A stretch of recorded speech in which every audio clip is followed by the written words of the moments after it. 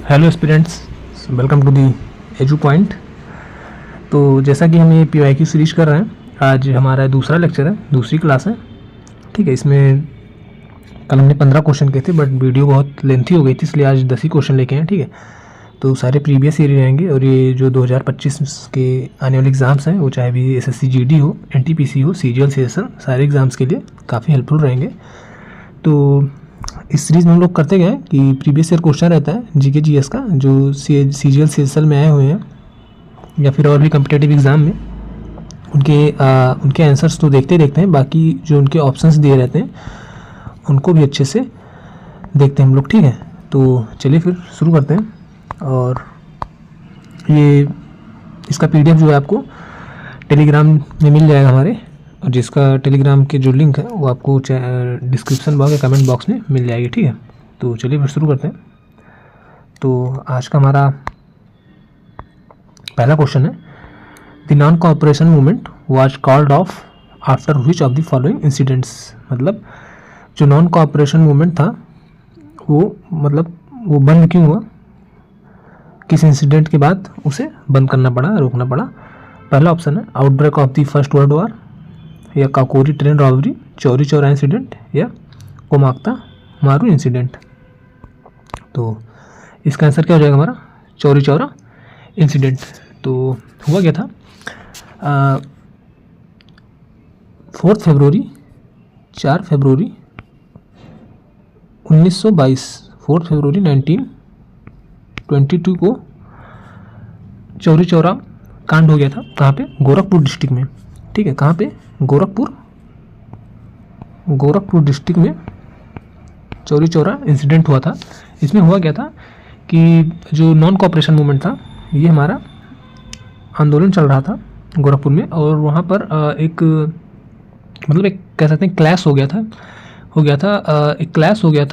एक large group of जो protesters थे, जो मूवमेंट कर रहे थे, आंदोलनकारी जिनको कहते हैं प्रोटेस्टर्स, उनके बीच में और पुलिस के बीच में एक क्लैश हो गया था। ठीक है, और उस क्लैश में जो है उस इंसिडेंट में क्या हुआ कि 22 पुलिस ऑफिसर जो थे, यानी कि 22 पुलिस कर्मियों की डेथ हो जाती है। ठीक है, 22 पुलिस ऑफिसर्स की डेथ हो जाती है। तो इसी की वजह से जो गांधी जी थे, चौरी चौरा इंसिडेंट की वजह से, फिर इसके बाद उन्होंने नॉन कोऑपरेशन मूवमेंट जो था उसे वापस ले लिया था, या उसे बंद कर दिया था। ठीक है, तो पहला ऑप्शन देखते हैं। हमारा पहला ऑप्शन क्या है, outbreak of the First World war, यानी कि पहला वर्ल्ड वॉर। तो फर्स्ट वर्ल्ड वॉर कब हुआ था हमारा, 28 जून 1914। ओके, 28 जून 1914 को हमारा फर्स्ट वर्ल्ड वॉर हुआ था, 1914। काकोरी ट्रेन रॉबरी 9 अगस्त, ये कब हुई थी, ये हुई थी 9 अगस्त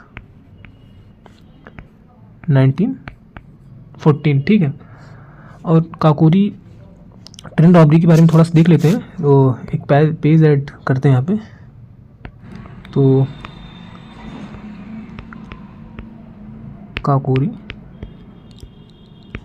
ट्रेन, ठीक है, तो हुआ क्या था, 9 जून 1925 को, 9 अगस्त 1925। ठीक है, एक HRA एसोसिएशन था, इसका फुल फॉर्म क्या है, हिंदुस्तान रिपब्लिकन एसोसिएशन था। ठीक है, और जो इसके मेंबर थे, राम प्रसाद बिस्मिल जी और अशफाकुल्ला खान जी, इन दोनों के द्वारा ये काकोरी ट्रेन जो इंसिडेंट था, काकोरी ट्रेन कांड, इन लोगों के द्वारा किया गया था। और जो HRA है, यानी कि हिंदुस्तान रिपब्लिकन एसोसिएशन, बाद में ये HSA बन जाता है। ठीक है, बाद में क्या हो जाता है, HSA, एस का मतलब क्या हो जाता है, सोशल। ठीक है, बाद में ये हिंदुस्तान सोशल एसोसिएशन बन जाता है। तो और नेक्स्ट ऑप्शन पर देखते हैं, जो हमारा लास्ट ऑप्शन है वो क्या है, कोमाक्ता मारू इंसिडेंट। तो कोमाक्ता मारू इंसिडेंट कुछ ज़्यादा उतना है नहीं खास, बहुत रेयर एग्ज़ाम में आता है। तो ये इस पर इतना, इसकी डेट याद रखेंगे हम लोग। ठीक है, ये कब हुआ था? 23 मई 1914। ठीक है, तो सारे ऑप्शंस के बारे में हमने देख लिया यहाँ पे। आइए नेक्स्ट क्वेश्चन की ओर चलते हैं। अगला क्वेश्चन है हमारा, अगला क्वेश्चन है, which of the following sectors in India faces seasonal unemployment. पहला ऑप्शन है एग्रीकल्चर, दूसरा मैन्युफैक्चरिंग, थर्ड है मेडिकल, फोर्थ है इंफॉर्मेशन टेक्नोलॉजी। तो हमारा ऑप्शन ही सही हो जाएगा क्या? एग्रीकल्चर। एग्रीकल्चर ही हमारा सीजनल अनएम्प्लॉयमेंट होता है। ठीक है, नेक्स्ट क्वेश्चन की ओर चलते हैं। अगला क्वेश्चन है हमारा question number 3, which of the following is mentioned in article 1। पहले आर्टिकल में क्या मेंशन है? Of the Indian constitution. India that is Bharat as federation of state, India that is Bharat as parliamentary democracy, India that is Bharat shall be a union of state, या कि fourth option है India that is Bharat as presidential form of democracy. तो इसका option क्या हो जाएगा? Option C हमारा India that is Bharat shall be a union of state, ये हमारे आर्टिकल 1 में मेंशन है। ठीक है,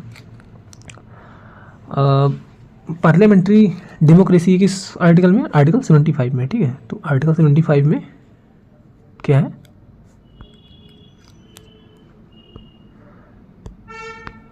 सॉरी एक सेकंड, आर्टिकल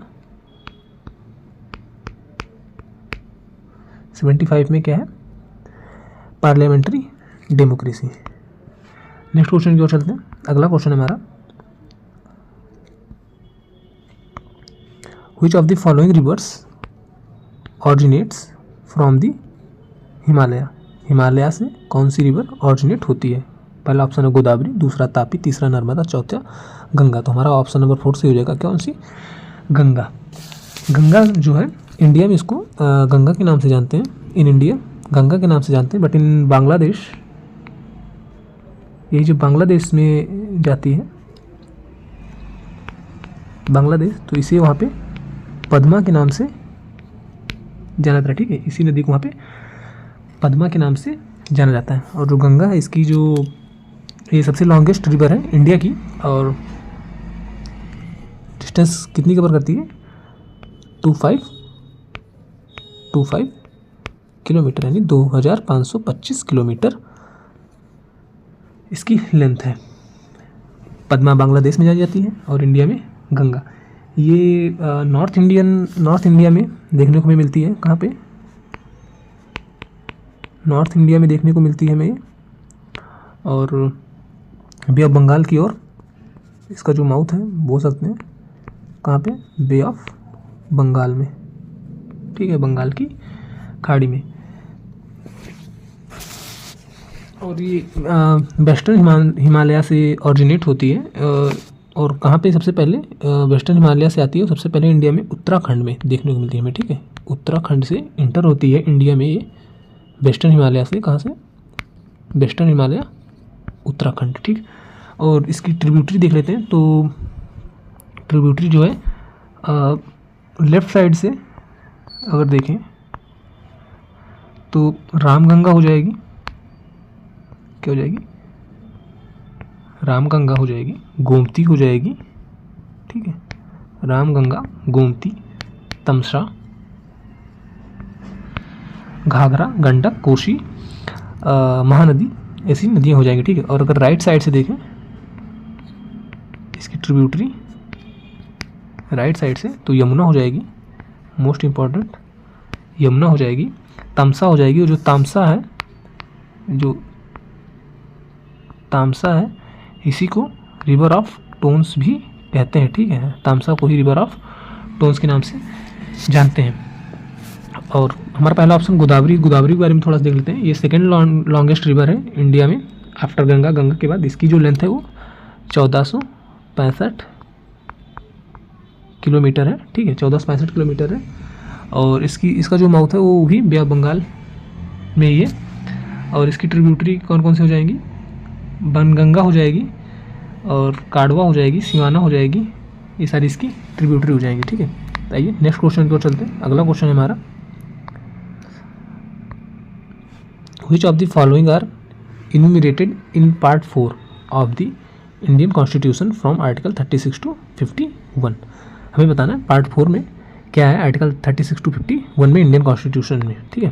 तो पहला ऑप्शन हमारा फंडामेंटल राइट, दूसरा है फंडामेंटल ड्यूटी, तीसरा है DPSP directive principle of state policy, और चौथा है द यूनियन।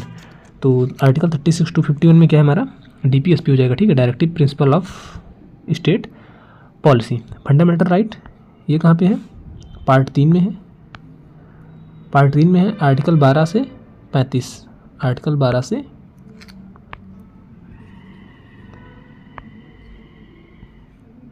पार्ट 3 में है आर्टिकल 12 से 35 में, और ये हमने USA से बोरो किया है, यानी कि USA से लिया है, ठीक है। फंडामेंटल ड्यूटी की बात करते हैं, कल के लेक्चर में हमने इसको काफ़ी अच्छे से देखा था। तो फंडामेंटल ड्यूटी हमारी जो है पार्ट 4 ए में है आर्टिकल 51A, ठीक है। पार्ट 4A का मतलब इसे बाद में जोड़ा गया था 42nd कॉन्स्टिट्यूशन अमेंडमेंट से, और पहले हमारी 10 ड्यूटियाँ थी, बट अभी कितनी है प्रेजेंट में 11 है। 11वीं जो है वो 86th कॉन्स्टिट्यूशनल अमेंडमेंट से ऐड की गई है 2002 से, ठीक है। और फंडामेंटल ड्यूटी हमने कहाँ से ली है, तो रशिया से ली है, इसको कहाँ से लिया, रशिया से लिया। यूनियन की बात करें तो ये आर्टिकल 52 to 151 में है, ठीक। आइए नेक्स्ट क्वेश्चन की ओर चलते हैं, और ये DPSP के ऊपर मैं एक छोटा सा वीडियो बना दूंगा, मतलब उसमें सारी DPSPs हम लोग डिस्कस कर लेंगे, क्या कौन सी हैं कैसी हैं, ठीक है। नहीं तो वीडियो काफ़ी लंबी हो जाएगा, तो उसको हम लोग एक छोटे से वीडियो में देख लेंगे, और वीडियो आपको आज शाम या कल तक मिल जाएगा, ठीक है। तो ये नेक्स्ट क्वेश्चन को चलते हैं। हमारा अगला क्वेश्चन है, who among the following was the Navratna of Akbar, Akbar के नवरत्न में से कौन था। तो पहला ऑप्शन है पुरंदरदास, दूसरा है स्वामी हरिदास, तीसरा है तानसेन, चौथा है आमिर खुसरो। तो कौन हो जाएगा, तानसेन जी, ऑप्शन सी। तो पुरंदरदास की बात करते हैं, तो ये कंपोज़र और सिंगर थे, ठीक है, पुरंदरदास जी एक सिंगर थे। स्वामी हरिदास ये भी एक पोएट कह सकते हैं, क्लासिकल म्यूजिशियन थे, इंडियन स्पिरिचुअल पोएट थे ये भी, ठीक है। और तानसेन जी के बारे में पता ही। और आमिर खुसरो की बात करें तो इनको हम पैरट ऑफ इंडिया के नाम से भी जानते हैं, ठीक है, कौन, पैरट ऑफ इंडिया। और ये दिल्ली सल्तनत में काफ़ी,